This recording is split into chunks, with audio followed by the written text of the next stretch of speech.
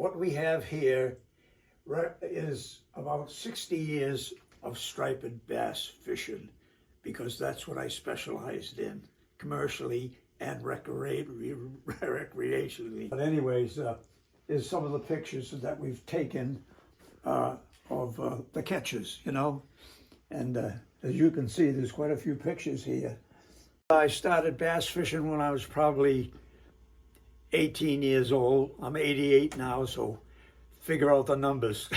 I've been catching them for quite a few years. I've caught hundreds of them, probably even thousands. 1982, but it's all faded out. And 82, I was just born. I think I was a few months old when you caught that fish, Ed. Right, and that fish was 50 pounds, but it's all faded. This was taken up at Surfland, up at Plum Island.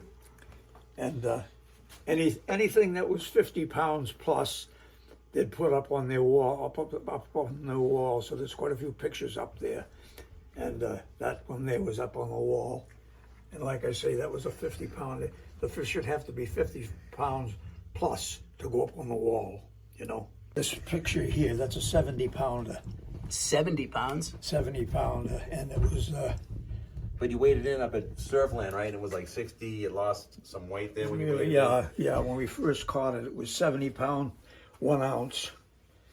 What happened? You guys just couldn't get it iced down in time? You think it lost a little in the process? Wear and tear, I'm going back and forth and bragging rights, showing everybody, and you know what I'm saying. And but that was the biggest one caught on this part of the coast for that year. In fact, I don't know what year that was. And that was 1982, the 70 pounder. Yeah, it's a 70 pounder. You can see it's a big fish. This big fish was caught in Winthrop off the Five Sisters in 3 feet of water with a live pogie. Wow. Yeah, 3 feet of water it was. And we didn't realize how big it was until we got it in the boat. And then he says, whoa, you know, in those days we used to gaff them, the big fish, you know. And I says to my brother-in-law, I says, Al, this fish has got to be over 50 pounds plus. So we brought it into shore, and we got one of the registered scales, and we weighed it, and it was 70 pounds, 1 ounce off the boat. The fighting part really wasn't that much.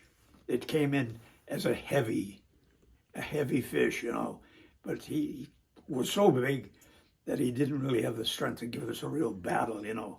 So he came in pretty easy. There's 2 50 pounders here.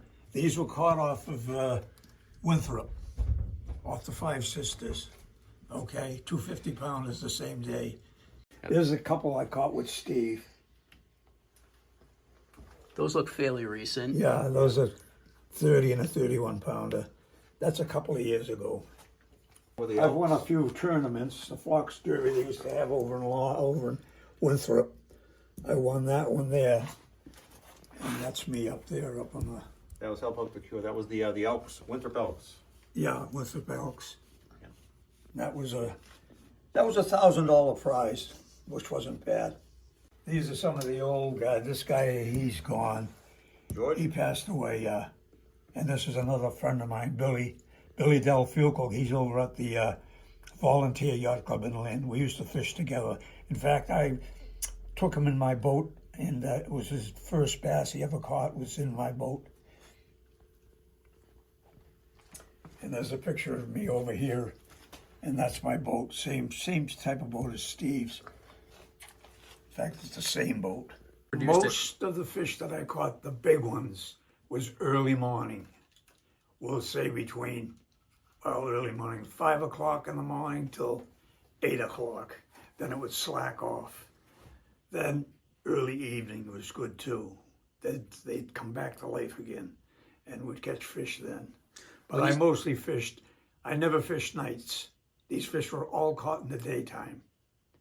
All these fish you see here. I was very nervous about going out at night, maybe hitting a log or hitting something floating, you know, so I did most of my fishing was done during the early morning. I'd go out at maybe 4, and I'd be back in at noon, in between that time span. That's when I caught all my fish. If the fish were around, it really didn't make much difference. If it was low tide, high tide, middle tide, you know, as Stevie will tell you, he knows the different tides where we caught them.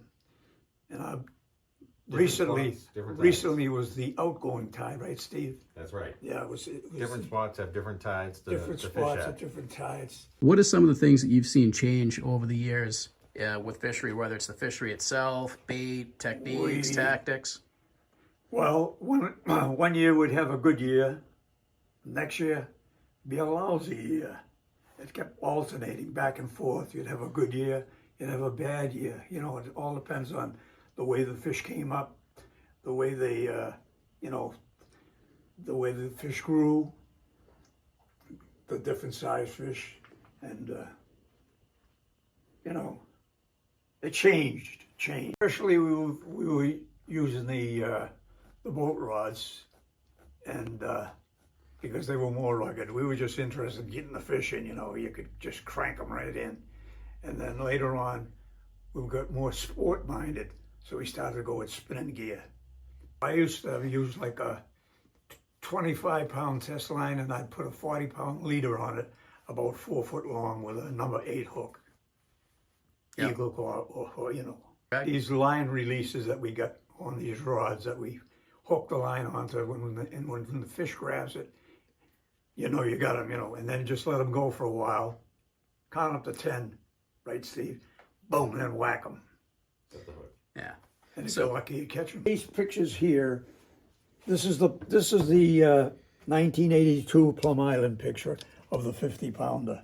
So you're getting a better view with this one that isn't quite as faded. Like that other one over there. And these are all, there's a 40-pounder up here. Yeah, you caught that in...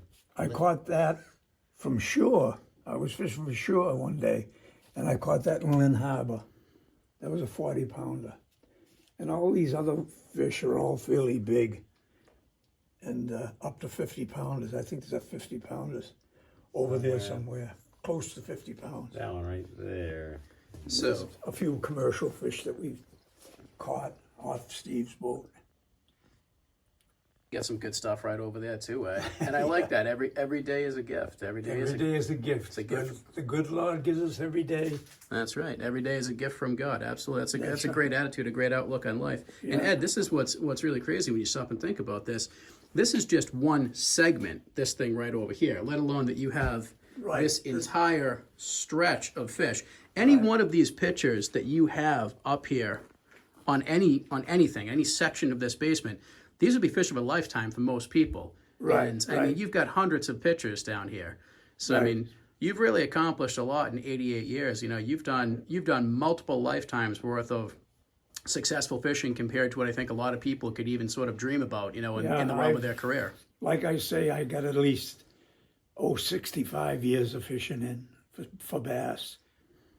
So I mean, I know a little bit about bass fishing. I should.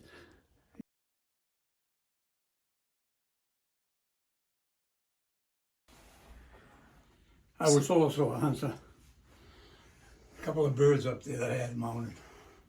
Pheasant, woodcock, partridge, and there's a crappie up there. I had that mounted, and a rainbow trout,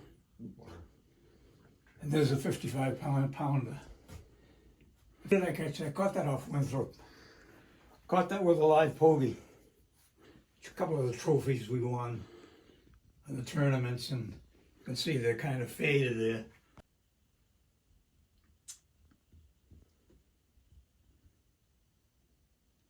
Ed, you've definitely accomplished quite a bit here. Saying the least about it, that you've accomplished quite a bit. Any other thoughts, words of wisdom, or words of encouragement from the old salty master All here? I got to say is just get out there and enjoy yourself, because every day is a gift.